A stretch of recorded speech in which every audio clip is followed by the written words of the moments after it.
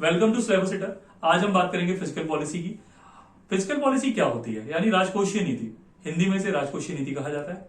और राजकोषीय नीति किसी सरकार द्वारा निर्मित वह नीति होती है जिससे वह आय व्यय और उस आय व्यय और टैक्स यानी उसके कर जो रेवेन्यू जनरेशन है उसके लिए वो एक नीति बनाती है, उसे राजकोषीय नीति कहा जाता है। राजकोषीय नीति जो है वह सरकार का सब्जेक्ट है, यानी सरकार का विषय है। उसको उसकी जो फाइनेंस मिनिस्ट्री यानी वित्त मंत्रालय द्वारा बनाया जाता है। और राजकोषीय नीति का प्रभाव कि वो नीति जो है इफेक्टिव रही या नहीं रही, वो हमें राजकोषीय घाटा यानी फिजिकल डेफिसिट के रूप में दिखता है। ठीक है, तो अभी हम बात करते हैं कुछ की पॉइंट्स को जो आपको हमेशा ध्यान में रखने हैं, तो आपका फिजिकल पॉलिसी से रिलेटेड कोई भी क्वेश्चन गलत नहीं होगा। तो उसमें क्या है, तो सबसे पहले फिजिकल पॉलिसी यानी राजकोषीय नीति। ठीक है, तो सबसे पहले क्या है कि ये गवर्नमेंट का टूल है, ये गवर्नमेंट का टूल है, ये गवर्नमेंट का एक यंत्र है। ठीक है, दूसरा इसको कौन बनाता है, तो फाइनेंस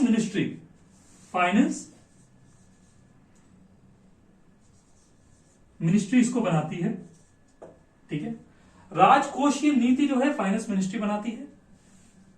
राजकोषीय नीति का ऑब्जेक्टिव क्या होता है, बेसिकली ऑब्जेक्टिव क्या होता है राजकोषीय नीति का। राजकोषीय नीति का कोई भी एक कैलकुलेटेड ऑब्जेक्टिव नहीं होता है। मतलब ये कह दे कि ये इसका डायरेक्ट ऑब्जेक्टिव है, डायरेक्ट उद्देश्य है कि यही चीज होनी है इस नीति से, तो वो नहीं है।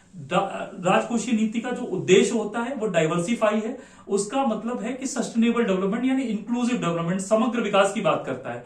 तो उसमें क्या होगा, आपका टैक्स भी होगा, कर कैसे आना है वो होगा, एक्सपेंडिचर पे भी, व्यय पे भी, क्योंकि कैपिटल क्रिएशन जो होगा वो हम व्यय के आधार पर करेंगे।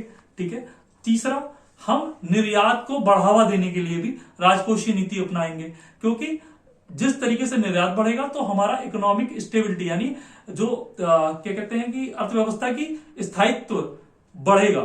ठीक है, तो कोई डायरेक्ट ऑब्जेक्टिव नहीं होता है इसका। ठीक है, फिजिकल पॉलिसी के 3 टाइप हैं। फिजिकल पॉलिसी की अगर आप टाइप की बात करेंगे तो इसके 3 टाइप हैं। सबसे पहला होता है एक्सपेंशनरी यानी विस्तारकारी।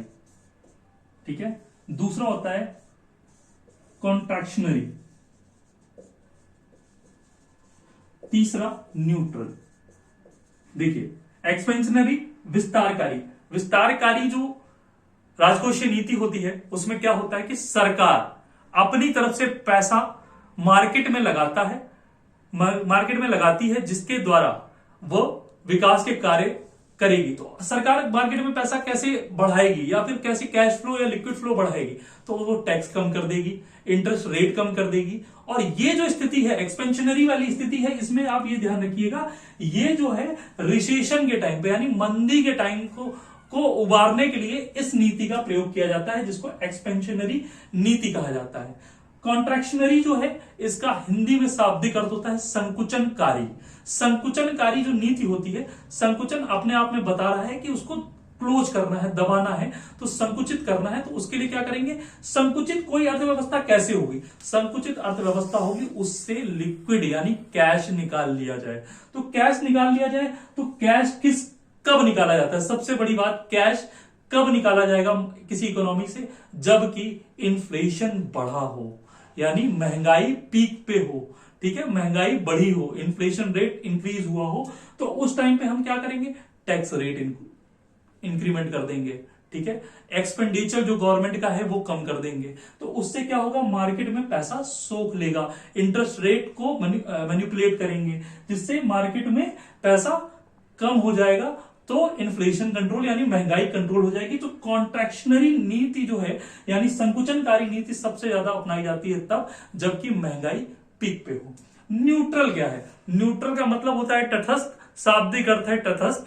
तो तटस्थ क्या होता है, जिसका ये ना हाँ हो ना हो, मतलब जितना है उतने में खुश, मतलब जो हमारे पास रेवेन्यू आ रहा है, मतलब जो धन आ रहा है उसी को हम खर्च कर रहे हैं, तो ये होता है न्यूट्रल।